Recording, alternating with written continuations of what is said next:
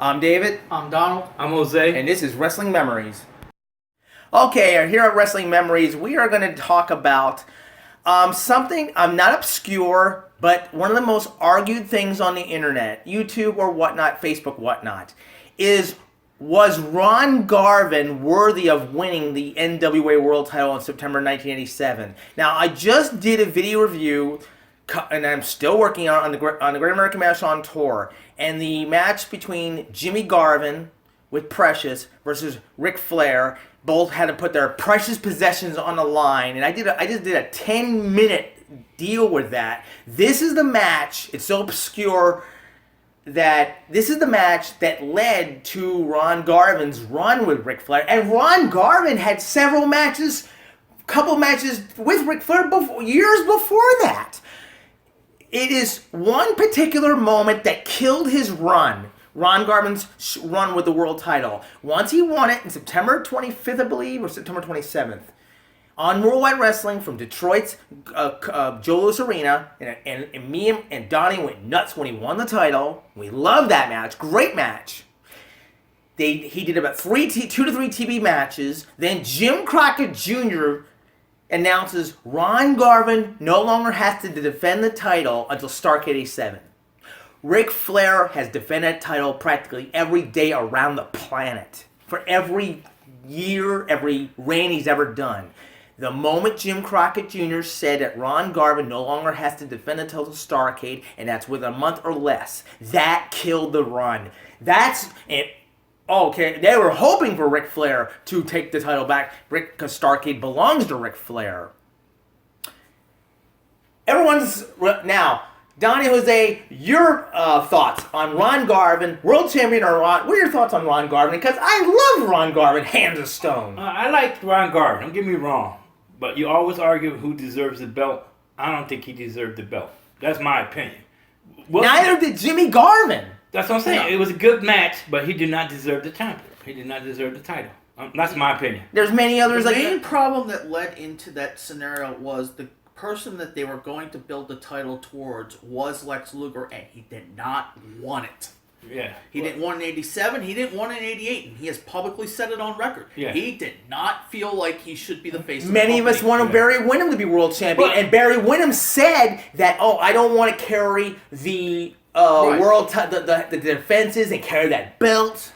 Many of them said that. It was going to be somebody, whether for short duration or long duration, so just by product of elimination, Ron Garvin became the only logical choice left that could have been considered. Let alone last people that should have won that belt. And last year, Starrcade 86, Magnum TA, if he had not had his car accident, now the question, what now? That could have been. Now, Magnum against Ric Flair, or it would have been... Magnum was also supposed to regain the U.S. title from Nikita Koloff. Yeah. And I read it was going to be an I Quit cage match, a repeat of the Starrcade 85 with Tully Blanchard. But he was going to have I cannot picture Nikita Koloff in an I Quit match in the first place.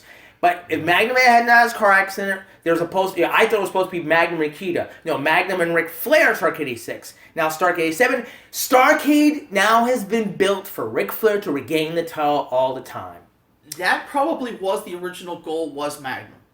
For Starrcade 86. For Starrcade 87? No. To win the title, I thought the goal was going to be sometime in 87, and they were building towards Magnum to win it. Right.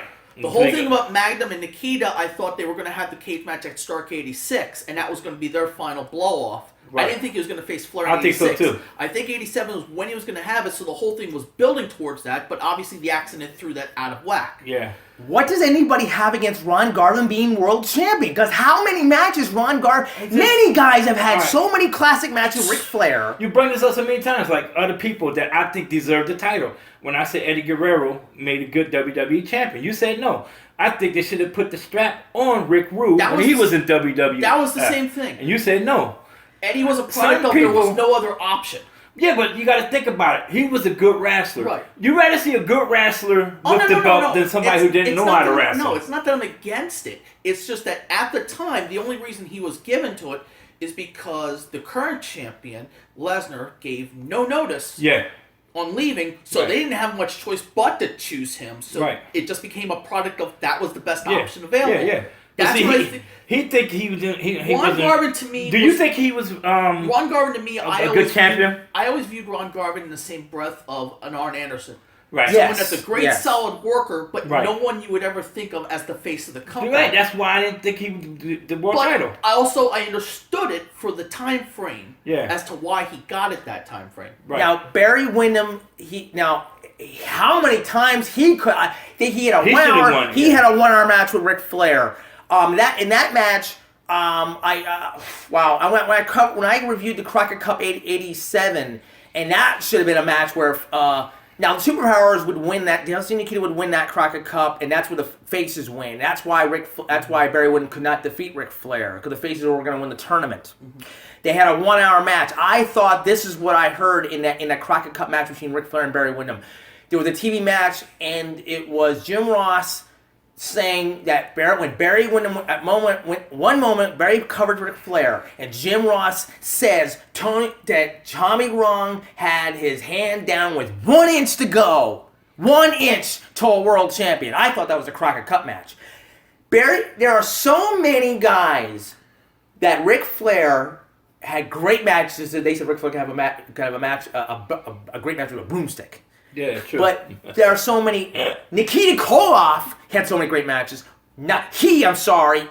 As much as I love most Nikita Koloff matches, he was not worthy of the world title. Yeah. Barry Windham, yes. Yeah, Barry Windham. Well, Barry Windham would not win it until Ric Flair was gone, and they had Lex Luger, Barry Windham in Bash 91, and the Jim Herd situation. We might cover, but. Then they brought the NWA title back. They had a tournament. Masahiro Chono wins. Then Great Muta wins. Then Barry Windham wins it in a WCW pay-per-view. It was the NWA Heavyweight title. It was no longer world title recognized. When Ric Flair had it before 1991, it was world title recognized. Now, who was worthy of defeating Flair? Which led to the actual argument about Windham as to why he never won it while Flair was there was unfortunately what they called the politicking, and Flair basically did not want to give the title to Windham. He didn't think Windham was someone who could actually carry the company. I disagree with Barry. At the time, I thought he could. I thought he did want to give it to him. He wanted to give it to him. Towards the end. He wanted it to give it to Barry Windham just before he actually left WCW. Okay. But he didn't think in '87 that Windham was worthy of it. Okay. But Ron Garvin has had so many classic matches. There was 1985, they have a teaming match. I'm not sure if it goes an hour or not. They beat the living hell out of each other. They were knife chopping each other. Skin was starting to... The skin just turned red. What did Bussy ever won?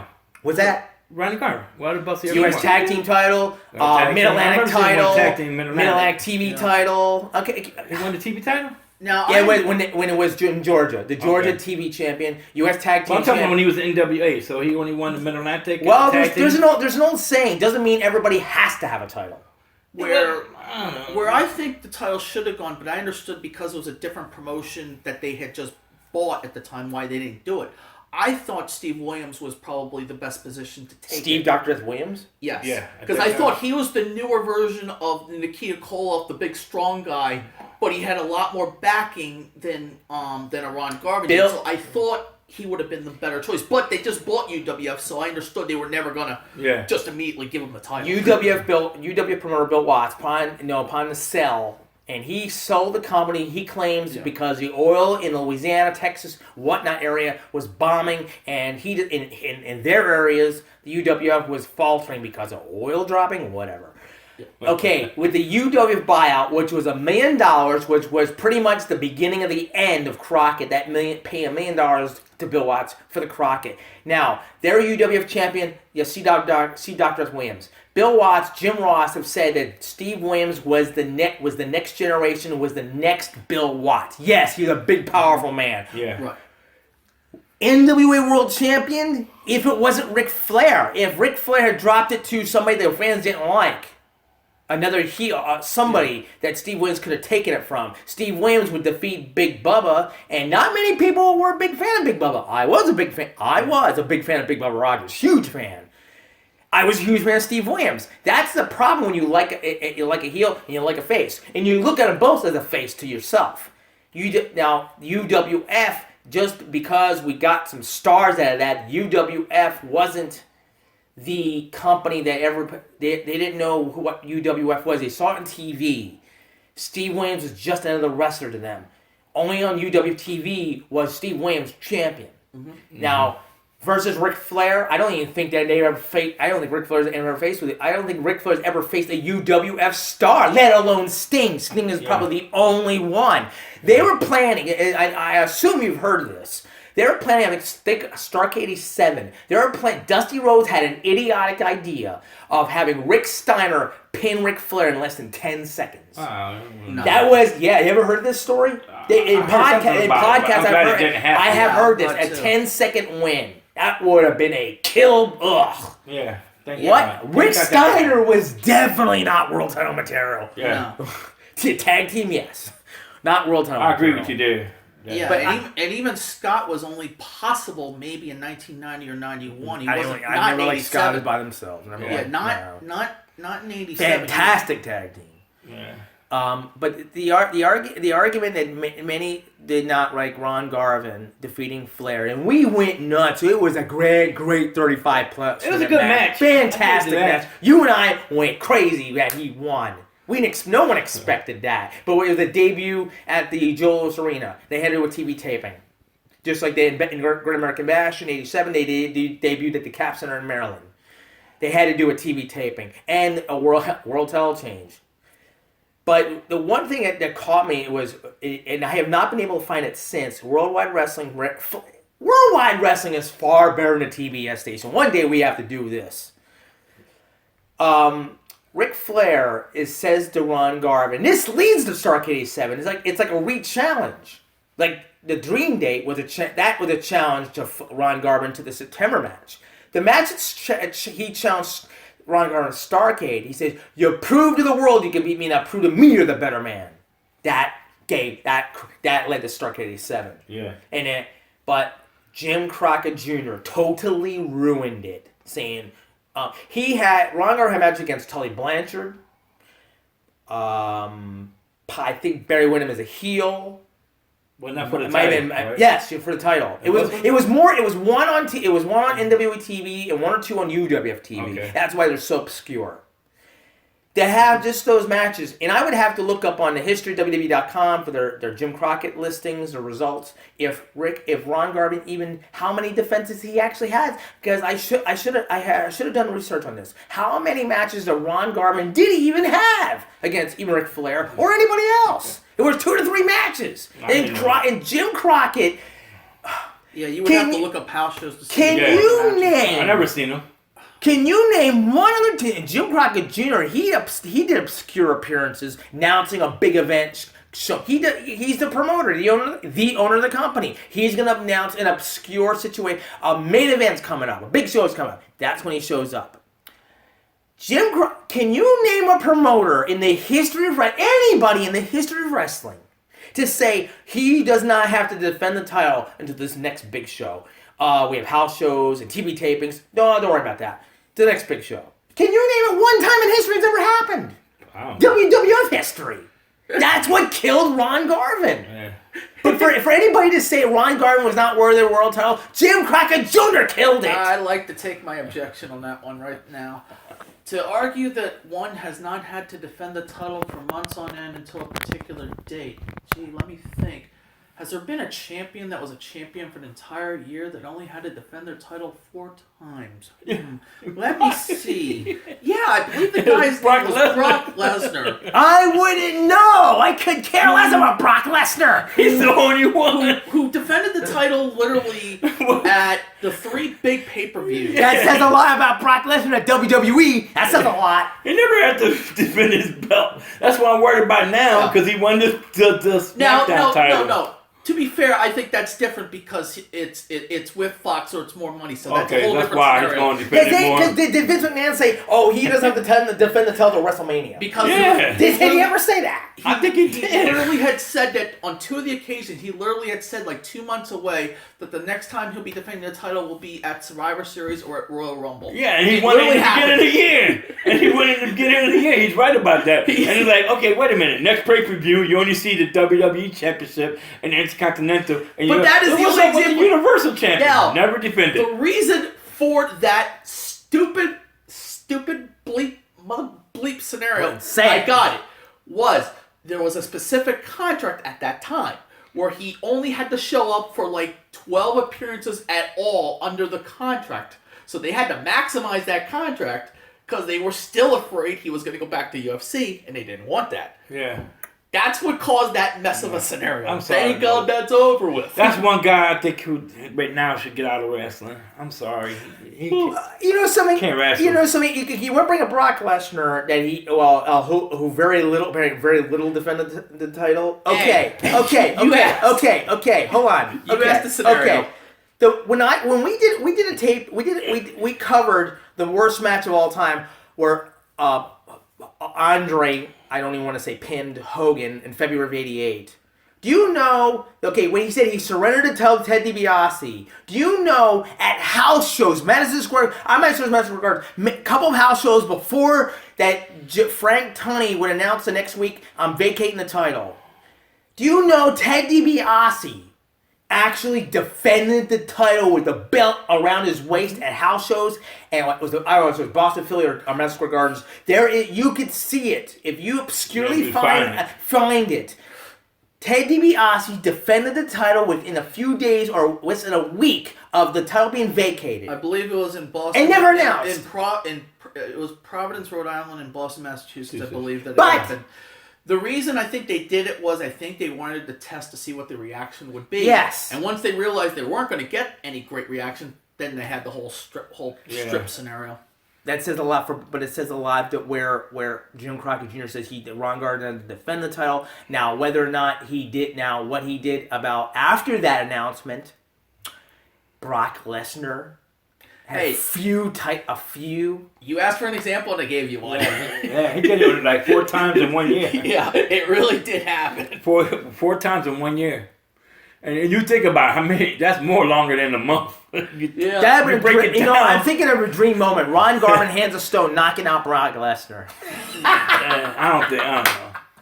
That would have been oh my God, that would have been funny. If they would have met, they probably have their scenario in the video game. I often labeled Ron Garvin, and this is just as Mike Tyson's breaking out into the boxing world. I many times have said this, that his hands of stone is like what Mike Tyson would do in his a minute and a half match at world title matches. His boxing world title matches. His hands of stone are fantastic. It's the wrestler selling it. But he was so fantastic selling his hands. It was like a Dusty Rhodes bionic elbow. But Ron Garvin's hands of stone, it fit him. Yeah. Now he had matches with I agree with that. He had matches with Jake Roberts in '83, '84 down in Georgia, and Jake Roberts probably was using the DDT before he labeled the DDT. Now Ron Garvin, I'm sure, was using his hands of stone punch before it was called hands of stone. Now, that would have been another perfect guy to have done it, but they couldn't sign him, and he ended up staying with WWF at the time, which was Jake Roberts. Mm-hmm. That would have been a perfect person to come in June and then took the title from Flair when Garvin did. That would have worked. Now, Jake Roberts was supposed to have a world title run with Hulk Hogan. And he blames the fans. In one or two interviews, he said he blames us, the fans. Why? They were cheering for him while he was the heel. Mm-hmm. Yeah, because it was a different era. Yeah. It was the 80s, let alone the 90s. In the 80s, you couldn't have the idea of a face versus face person. Right. They didn't realize the scenario that it really could take place until Royal Rumble 90, that people would be into it.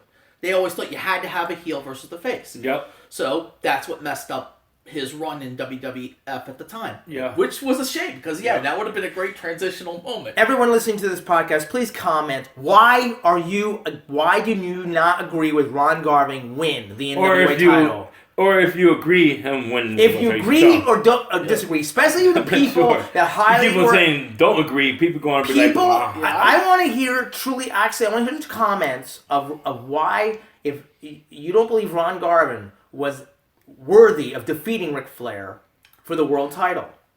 And yes, if you're Ron Garvin fans like I am, but please comment about that. I liked him. I like the Ronnie Garvin. I just didn't like the fact that he won the title. I mean, when y'all said y'all celebrated, I was like, oh man. I was upset when we watched Circuit 87. My friend was there. He was like, yeah. We had to. I was like, I'm not worried about it. Flair gonna get it back. We had to watch the VHS tape because the pay-per-views weren't going to carry it, and we didn't have pay-per-view till 1990. Yeah. Right. We had to watch the VHS tape, yes. and we were so Flair's going to pin him. Yep. We did not like the fact Flair regained it, but we did not realize Starrcade belonged to Flair. It's not the first time there's been a debate on someone being worthy of a champion, and it won't be the last time that it's going to happen. On this. Yeah, that's a good one. Yeah, I was trying to. I didn't know how to tell you that the thing wasn't plugged in, and I didn't want to comment on the middle of it. Okay, now part 2 of our podcast on Pet Peeves, second episode. We're going to cover something that I know nothing. I'll admit I know nothing about financial business, and I am not not defending Jim Herd. This is an argument about the $25,000 deposit on Ric Flair's world title. When Ted Turner purchased Jim Crockett Promotions, they were not, they became, eventually within a year or two, changed to, they labeled themselves World Championship Wrestling. And they went through a couple of different, at least 2 to 3, maybe 4 different heads they put in charge of running someone for Dusty Rhodes or whom not to answer to at Turner Broadcasting of running the wrestling department. Kip Fry, I am not sure. There were 2 to 3 or 4 different people. Then came Jim Herd, who apparently was a Pizza Hut manager or a TV studio manager, who absolutely knew nothing about professional wrestling whatsoever. We all learned that. Then he said, apparently there's a financial dispute between him and Ric Flair that Sting and Lex Luger are the big stars, and it is paying them $750,000. He wants to drop Ric Flair's salary $350,000 lower, and Ric Flair says, "Fine, I'm gonna go to the WWF." Jim says, "Fine, sorry, go. You can leave." But there's a controversy. Ric Flair is still the NWA World Champion, or the World Heavyweight Champion. Yeah, he had dropped the belt. Now, Ric Flair had no problem with this. It says, "I have always promised Barry Windham the title. You're in June or July of 1991. Depending on when this argument with Jim Herd started, maybe in May, I'm not sure exactly when this Jim Herd argument started. He's on the phone with Jim Herd, and he says, I think it was in Columbus, Ohio. I know it's in Ohio. He's on the phone with Jim Herd, and he says, "Okay, would you come in the TV taping and drop the belt to Barry Windham?" "Oh, no problem. Give me my $25,000 deposit." "What $25,000 deposit?" $25,000 deposit of when every time I drop the belt, you give me back. I have the $25,000 deposit to anyone who wins the National Wrestling Alliance World Heavyweight title. It's been going on for decades. That's questionable. Give me back my $25,000 deposit and probably a little bit of interest. And no problem dropping to Barry Windham. Again, what $25,000 deposit are you talking about? You want to go to WWF, make a ton of money, go ahead. Drop that belt. And I'm going to have security Doug Gillinger get the belt from you. Fuck you, Jim Herd, quote unquote. Yeah. This is the quote. Fuck you, Jim Herd. Yeah. Really, I'm going to have security get the belt from you. Really, Herd. He hangs up the belt on Jim Herd. He hangs up the phone on Jim Herd. He calls Vince McMahon. "Vince, you ready for me to come to WWE?" "Oh, please, no problem. I'd love to bring him up." "Guess what, Vince? I've got the belt with me. The World Heavyweight title, the NWA belt." Okay, one thing I always had to agree on, but we can't call it NWA. As one of them said, "Great idea. How about the real world's heavyweight title. Yeah. We have no problem with that because it is the real world heavyweight title compared to WWF. And Bobby Heenan shocks the world, shocks all of his fans with the world title belt, with Gorilla Monsoon, with Jim Neidhart. And he says, comparing this belt and Gorilla Monsoon says, I know Hulk Hogan's belt, and that's not Hulk Hogan's belt. I know it's not Hulk Hogan's belt. Comparing this belt to Hulk Hogan's belt, comparing this person I'm representing to Hulk Hogan is like comparing horse manure to ice cream. It was a beautiful introduction by Bobby Heenan. And who does this belt represent? None other than the real world's heavyweight champion, Ric Flair. Nature Boy Ric Flair. No, they never used the, they never used the Nature Boy. Never, ever did. Not during the first run. Never did. No. Okay. Now, going back, they still had, now he brought the world title belt, he brought on Primetime Wrestling, and I think it was wrong, they used the funeral parlor, the Undertaker and Paul Bearer's funeral parlor, to have the dream confrontation of Ric Flair and Hulk Hogan. The dream confrontation, but why on the funeral parlor? It should on Players Pit or something fantastic, or TV, live TV or something. This was waited for decades. Ric Flair vaguely nailed it on the head when he says, I've been waiting 10 years for you, really. This is 1991 Flair. Hulk Hogan had debuted in the AWA in 81. Yes, you first won your NWA World title, your first one with Dusty Rhodes September of 1981. But Hulk Hogan didn't get the WWF belt from the Iron Sheik until 84. You're a little off in years, but 10 years sounds good. 10 years sounds good. The confrontation was so fantastic, but the funeral parlor kind of ruined it. But it was, oh my God, it was beautiful. But eventually, WCW goes to sue Flair. It's not the money yet. It's our world title. They tell Vince's company, obscure the belt on TV, which they do. They kind of put some kind of cover over it. They sue him to get the belt back. And then Flair would win the WWF title at the 1992 Royal Rumble. And he will get the actual WWF World title. Right. Now, they have a lawsuit over the 25. Now Flair's gonna lose the big gold belt back to WCW, and he's arguing, "Where's my $25,000 deposit?" Okay, here's where we get started, guys. Now you know why he says that, though, right? There actually is a legitimate contract. No, there's no legitimacy, and I hear. Okay, yes. Here is why I'm going to do this episode. The $25,000 deposit. You say it's not. And again, from the beginning seconds of this podcast, I'm not defending Jim Hurt, and I'm no financial Go ahead, check out this one. Specialist. Go ahead. That $25,000 deposit is based about the National Wrestling Alliance World Heavyweight Championship. Okay. How these guys even came up with $25,000 is a question in its own. All right. They purchased Jim Crockett Promotions. Right. It's now going to become WCW. Right. We purchased the video library. Yep. Ted Turner purchased the Jim Crockett Promotions video library. Yep. Mm-hmm. They changed the belts. They no longer practically call, not even the Great American Bash 1991 in past 1990.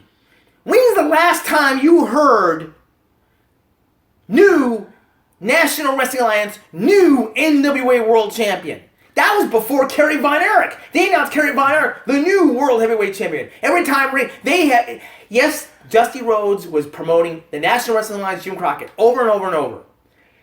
They purchased Jim Crockett Promotions. The National Wrestling Alliance, in all practical existence, financially did not exist. The $25,000 deposit had to do with the territory system. And Ole Anderson argued that on another shoot interview,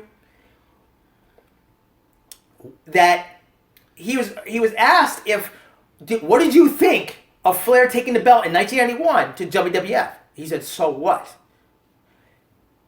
The territories were pretty much bought up or gone because McMahon went national. The territories started dying down, so that's why Jim Crockett was easily able to buy up the territories because Vince is taking up those territory arenas. Mm-hmm.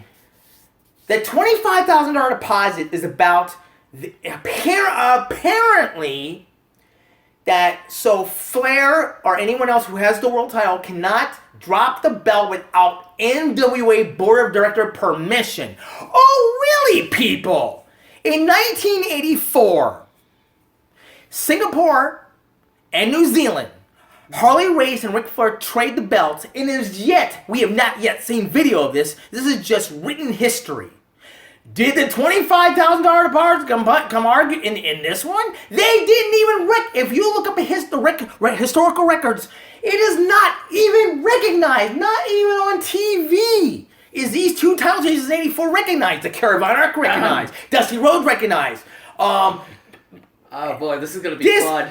Okay, those two title changes are not even recognized. Mm-hmm. Okay, when is the last time the world heavyweight title last held in Ric Flair between Sting and Ric Flair in 1991 is even recognized or labeled or announced the National Wrestling Alliance World title? So Jim Herd is not going to pay this $25,000. Why? Because it is, quote unquote, it is not associated with the National Wrestling Alliance. They did not purchase the National Wrestling Alliance. Apparently, into the early 90s, it comes back in Japan. They have a tournament. Masahiro Chono wins it. Great Muta wins it. Barry Windham wins it. Then, it obscurely gets... The ECW gets a hold of it. They have a tournament. Shane Douglas throws the belt back down. Oh, did Shane Douglas pay $25,000? I don't think so. The company's maybe worth $25,000. They hardly made that kind of money. Now, Jim Herd. I'm waiting for this because Jim Herd refused to pay that money because they have no association with the National Wrestling Alliance. That money was a deposit on the National Wrestling Alliance World Heavyweight title. Where is this money associated to this title anymore? Okay, 3 are issues.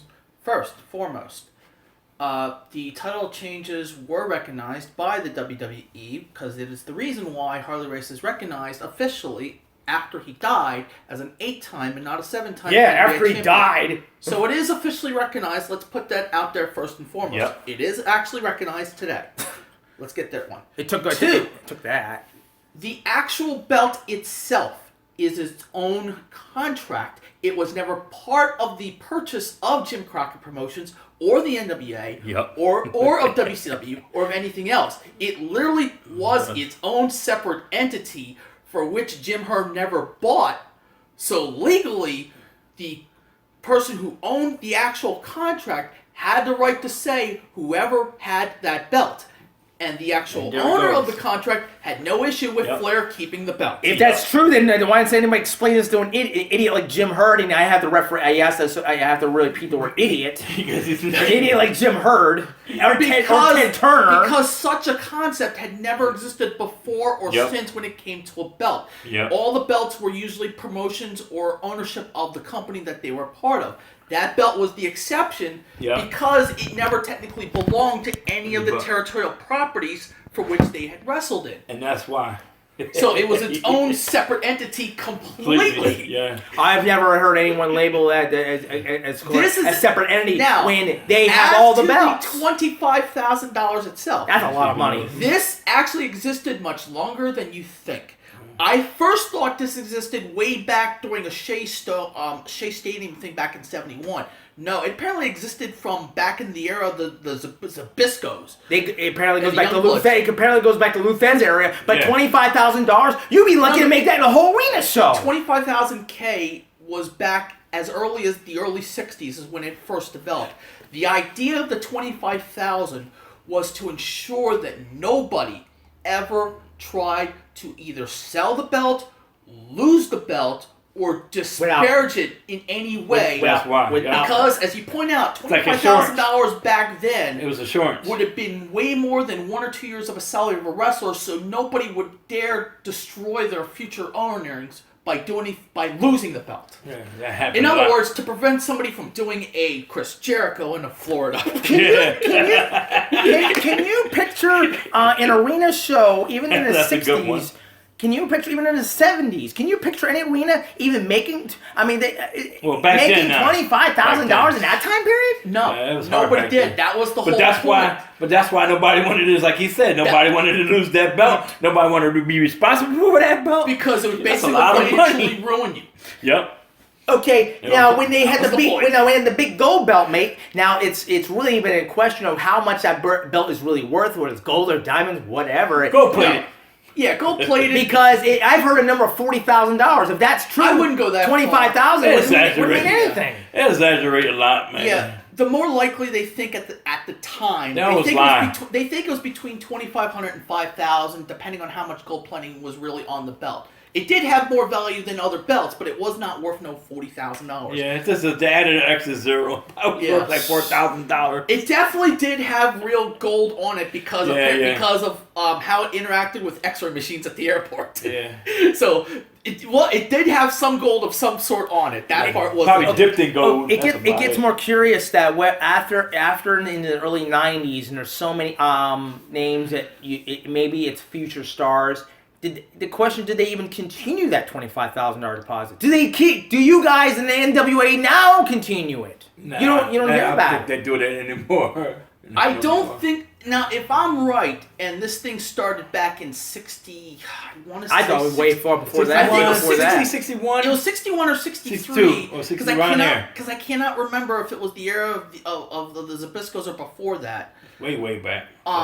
But it would pass 50 years at this point, so it would be all the copyright issues would be gone. Yeah. Trademark copyright would be over with, so nobody would have to be obligated by the 25K rule now. There's another argument that many fans do not like saying the words fixed plan. We don't want to use FAKEED. It's not fake. We don't want to use that word. It's not fake. Now, it's not fake. What the hell does $25,000 got to do with it if it's planned? If wrestling is fixed? Why would you? What does the money got to do with anything? It's up between the guys. It's the promoter running the show, the booker. He decides who's the next. No, it's a board. The territory board, the board of directors, the territory promoters get together. It was supposed to be once a year. That's what Ole Anderson argued. The territories are pretty much gone. So Ric Flair's monopolized the world title thanks to Dusty and Jim Crockett. So. Honest to God, I'll admit I lost my train of thought. No. When it came to the whole 25K, and as I said, part of it, even in the promotional era, was about trying to ensure that the belt itself was not going to show up in a territory other than what they agreed for them to show up. If it's fixed and planned, what the hell's the difference? Wow, McMahon should have done the same thing on Bret Hart then. Again, you should have. You're talking about back in the 90s. When this was created, you're talking 60s, 70s, and 80s, and it was all territorial. So the concern would have been somebody going rogue and showing up in a promotion that wasn't a part of the agreement. Okay. Right. That's what he's trying to say. Vince was concerned. Vince McMahon was concerned of Bret Hart taking that belt onto Nitro the next night. Right. But that's. Oh, excuse me. That was more future. You think about what he's saying. Wasn't gonna happen. But you gotta understand. Wasn't gonna happen. Why? Everyone his security secured the buildings because Bret is not leaving the belt. But even if Bret is able to get out of that Montreal screw job with the belt, he's not leaving the building. Security locked the doors. Yeah, that's all there was to it. But you could have still made a replica. The reason for what happened with him had nothing to do with the NWA, and it actually had nothing to do with Bret Hart. It had to do with earlier in that year with a female wrestler called Alundra Blaze. Yes. I almost said Alexa Bliss for a second there. But yeah, because she showed up on WCW with the WWF Women's title and threw it in the trash. So that was the concern. Seeing that on Nitro. And if you think Vince about was terrified of that. Bret Hart. You were not going to leave the Montreal Center. Right. It doesn't because they didn't shut the door. If he would have won that match, they could have made a replica. Now the problem was he had technically lied to Brett and said that Brett was going to walk out with the title and he was going to drop it on the next Raw, and that was the. And Brett said he was not going to do that. Both sides were lying to each other. Right. And that was part of the problem. Speaking of replicas, when Andre won the title, the alleged match with Hogan, do you know? Yeah. Do you know what belt he was holding in his hands? Yeah. The tag team title. Right. Until they made the belt for him. Oh, Jesus. They made a belt for him, though. He was supposed to win if he was going to win. He was supposed to win, but they changed it. In the words of Bill Apter, if wrestling is fixed, I didn't know it was broken. In his words, that's what his book is called. Yeah. If wrestling is fixed, what the hell does the money got to do with anything? I have no idea. I guess to pay the guy who loses the belt at that time to prevent them from dropping the belt, from preventing the dropping or trashing the belt at their own will. That's a lot of control. That's a lot of ridiculous control. Yeah, I agree with that. And it's happened. Yeah. Name a time that the world, other than Flair and Harley Race in '84 and Steve Ricklin, if I'm getting the name right, he promoted the two shows in Australia and New Zealand that Race and Flair traded the belts. Name a time in the history of the National Wrestling Alliance that was ever possible. But that $25,000 is supposed to prevent that from happening. You're telling me that it's never occurred that a title was going to switch hands without permission? That's the whole point of the 25,000. Prevent that from happening.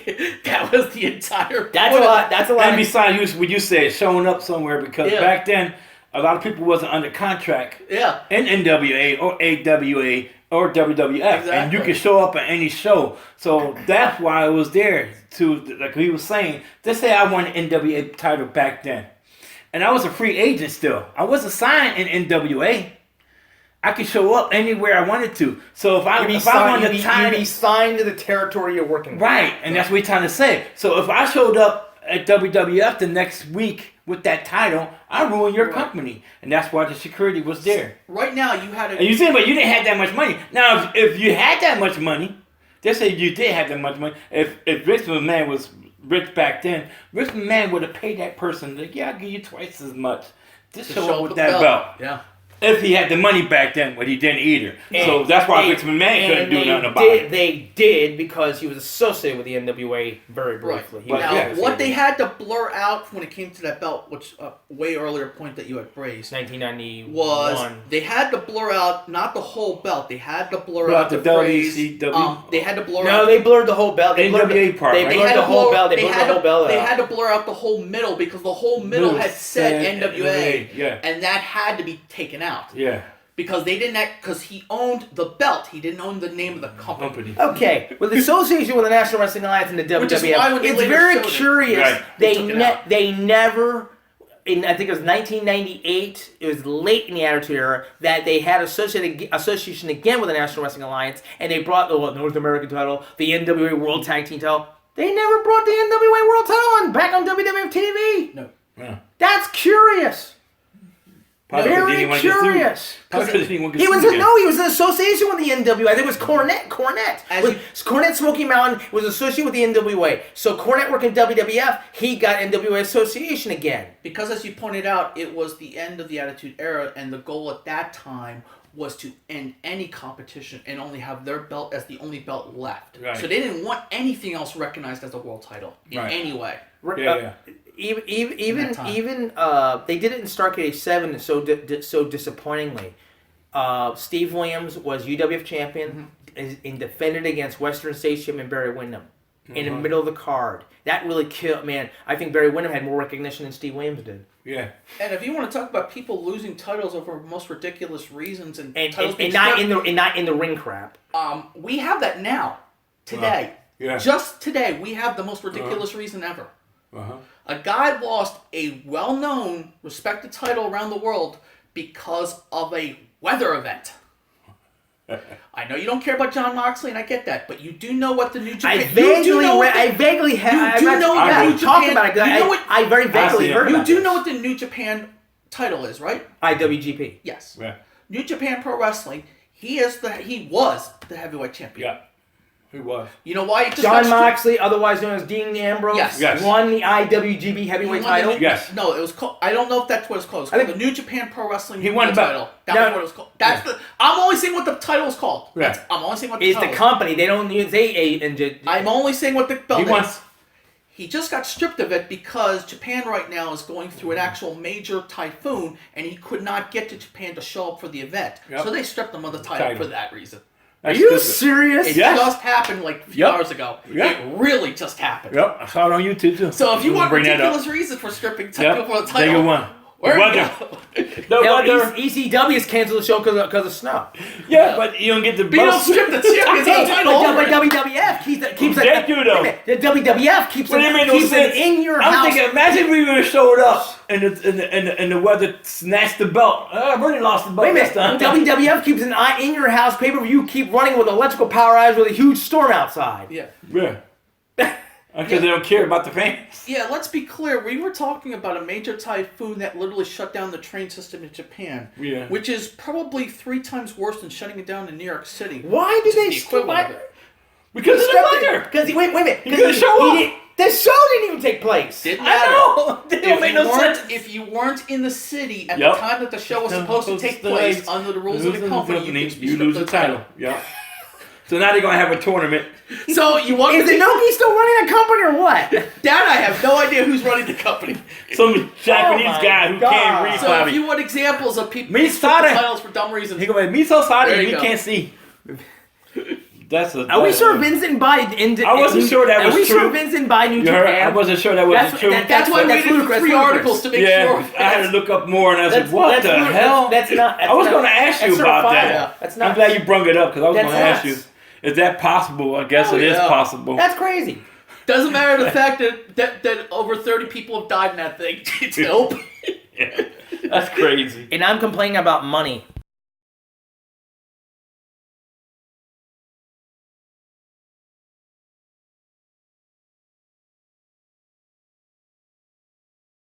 Okay, next thing we're going to discuss, and I have not yet told Jose or Donald what I'm going to discuss. And when I was reviewing the Great American Bash on tour in the Atlanta show on July 4th, was a match between Western States Heritage Champion Barry Windham defending against Rick Steiner, which was the 4th match in the show, and only available on VHS. They said the match was non-title. What is the point of a non-title match? And you're going to announce him, the Western States Heritage Champion Barry Windham. What's the point of announcing the guy, the champion, and then saying non-title?